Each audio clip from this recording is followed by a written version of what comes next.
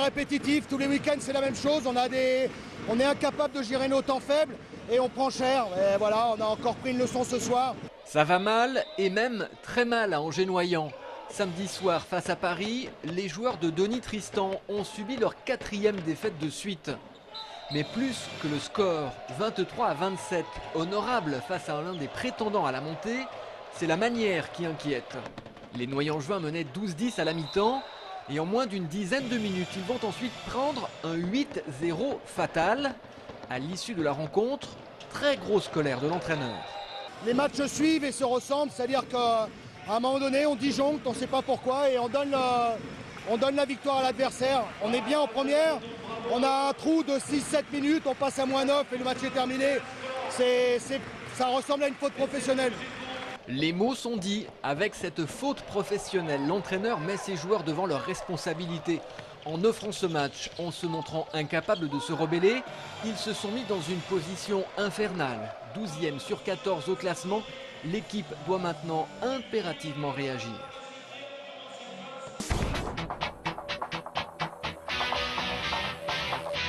En basket, l'ABC n'est plus invaincu. Après 6 succès consécutifs, les joueurs de Michael Hess s'inclinent pour la première fois de la saison au Puy, 77-69.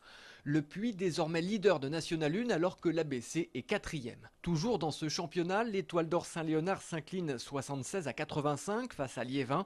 4e défaite de rang, les joueurs de Jackie Périgois sont actuellement dans le dur, mais ils espèrent se ressaisir. Le SCO s'incline chez le leader canet 2-1. Pour autant, ce n'est pas une contre-performance. Les joueurs de Jean-Louis Garcia ont réussi à bien réagir, notamment en égalisant en moins de 5 minutes grâce à ce but d'Anthony Modeste. Ils s'inclinent finalement sur ce 2e but canet toujours en première mi-temps. Le SCO est 12e et demain mardi, on enchaîne avec la réception de Brest.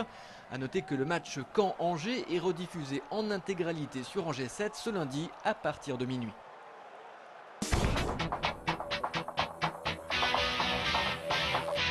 En hockey, les Ducs d'Angers sont désormais seuls leaders de Ligue Magnus. Samedi, ils se sont imposés 4-3 à Neuilly.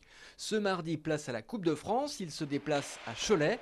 Mais jeudi, retour à Neuilly pour rejouer le dernier match de Coupe de la Ligue qui avait été interrompu par une panne de courant. Évidemment, ce nouveau déplacement ne les enchante pas.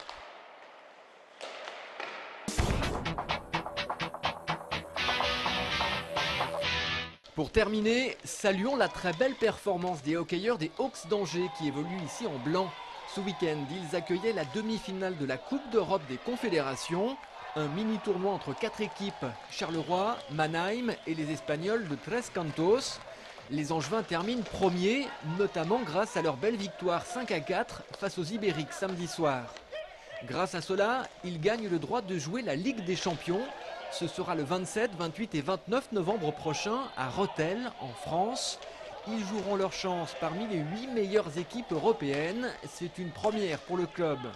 Geoffroy Tijoux, l'entraîneur-joueur, et Charles Cornet, le gardien, seront d'ailleurs les invités de Sport 7 cette semaine.